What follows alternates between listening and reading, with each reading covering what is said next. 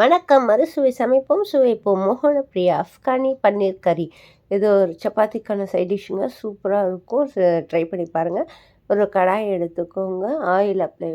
Oil போட்டுட்டு, எண்ணெய் ஊத்திட்டு, அதுக்கப்புறம் வெங்காயம் கட் பண்ணி வச்சது 3 வெங்காயம் ஸ்லைஸ் பண்ணி வச்சிருக்கேன். அத இது கூட போட்டு நல்லா வதக்கலாம். இது வதக்கும்போது இந்த டேஸ்ட்டே ரெஸ்டாரண்ட் ஸ்டைல்ல இருக்கும். ரொம்பவே சூப்பரா இருக்கும். ட்ரை பண்ணுங்க.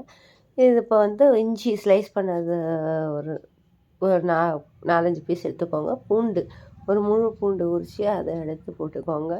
பச்சை மிளகா நான் 4 போட்டிருக்கேன். உங்களுக்கு இன்னும் காரம் வேணும்னா 5 கூட போட்டுக்கோங்க.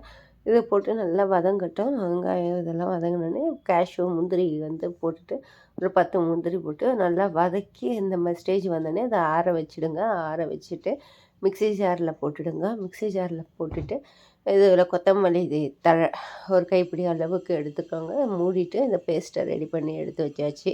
இப்போ ஒரு பேன் எடுத்துக்கோங்க. அதில் ஆயில் அப்ளை பண்ணிவிட்டு மஞ்சள் தூள், மிளகாய்த்தூள், கொஞ்சமாக பிஞ்சு சால்ட் எடுத்துக்கோங்க.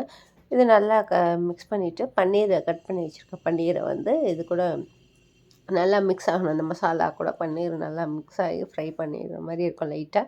ஸோ அதை எடுத்து வச்சிடலாம் தனியாக. இப்போ ஒரு ஆயில் அப்ளை பண்ணிவிட்டு சின்ன அந்த பட்டை, ஏலக்காய், அதுக்கப்புறம் அன்னாச்சி பூ அது எல்லாத்தையும் ஆட் பண்ணிடுங்க. அரைச்சி வச்ச பேஸ்ட்டு அதை இது பேனில் போட்டுருங்க. போட்டுட்டு அது நல்லா வதங்கட்டும். கொஞ்சம் நல்லா வதங்கி வர ஸ்டேஜில் நல்லா மிக்ஸ் பண்ணி விட்டு நல்லா வதக்குங்க. இப்போ உப்பு தேவையான அளவுக்கு உப்பு போட்டுக்கோங்க.